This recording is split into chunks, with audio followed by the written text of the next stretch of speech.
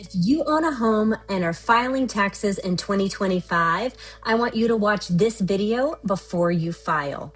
These changes are especially important for states like Texas, where we have a higher property tax bills and no state income tax. Thus, we're hopefully catching you before you complete your 2025 tax filing, and especially if you own a primary residence, because we want to help you make sure you are lowering your federal tax bill that you will have for last year. So there's 3 key things that you need to know about that you can take advantage of potentially for your tax filing. The first one is let's start with something that is called the SALT tax deduction. And this is not a deduction on your home itself, but it has to do with the property taxes that you pay on a state and local level. The SALT deduction is short for the state and local tax deduction. And it lets taxpayers who itemize and deduct certain taxes that are paid to the state and local governments from their federal tax income. This can include property taxes, income tax, and sales tax. Well, in 2018, taxpayers started to have a shrinking amount that we could deduct in regards to the amount of taxes on SALT taxes that we paid. And in Texas, that number was especially important because we pay really high property taxes. So starting in 2018, the max amount, if you're filing jointly, that we could deduct was $10,000. And if you're a single person, that is $5,000. That means as a married person, the amount of property taxes you could write off on your federal income tax deduction was about a $400,000 home. Well, if you're single, that's about a $200,000 home. In today's market, when Dallas-Fort Worth has a median home price of about $468,000, that doesn't quite get you to, as a married person, a median home price, or if you're a single person, even close to what the median home price is.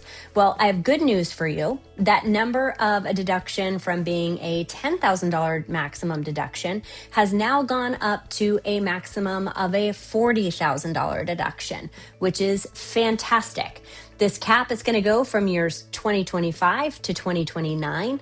And if you want to know what the equivalent of that deduction is, that would be like now, instead of only being able to deduct the taxes of up to a $400,000 home, now you can deduct taxes up to about a $1.5 to $2 million home, depending on where in North Texas you live. That's a significant difference in your tax write-off. So great news there. And just know, if you make over $500,000 a year annually on your taxes, that number will be reduced slightly, but still it's a huge benefit from what we've had in the past, and great news, especially for Texas homeowners.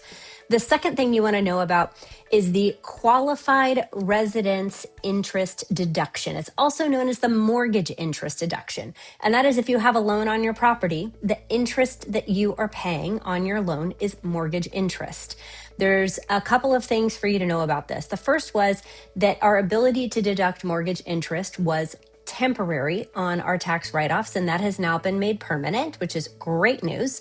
So if you're paying for your home loan, you may know that the interest you pay on your loan is generally tax deductible if you itemize, but there is a cap on the amount of interest that you can deduct. That limit was set to expire in 2025, and now that is permanent because of the recent tax laws.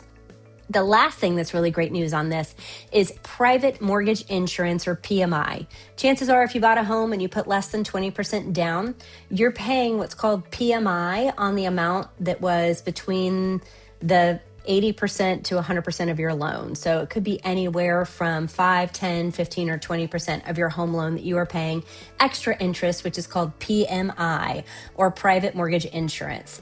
And that now you also can write off on your taxes, which is great news. The last thing that you should know on this is, if you did a home equity loan, or like you took out a home equity loan, that is not tax deductible on that interest on the home equity loan. So just know, make sure you always check with your CPA, but that part, if you took out a home equity loan, that interest is not tax deductible. The third thing I want you to know about real fast while we're talking about tax write-offs is, some of you took advantage of energy efficiency things that you could take advantage of through December of 2025, December 31st. Anything that you did, make sure you're writing those off, because those tax deductions do not continue to benefit you if you take those in 26, 27, 28. So like if you did solar panels, or you did energy efficient windows or doors or things like that, make sure you check with your CPA on those, because there were certain incentives to do those things by December 31st of 2025. So just make sure you are capitalizing on those if you did those.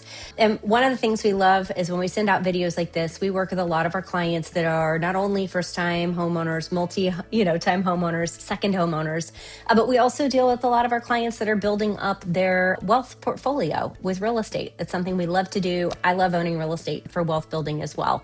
And so when we see things like this that you can take advantage of for your tax deductions, we want to make sure that you're in the loop on those so that you are maximizing not just your return on your real estate, but also maximizing your value on what you're paying in taxes as well.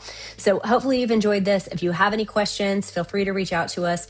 Although we're not CPAs and don't pretend to be, make sure you are checking with your tax person when you're filing these in. But we just did want to make sure you knew about these benefits that you can take advantage of that you might not have known otherwise.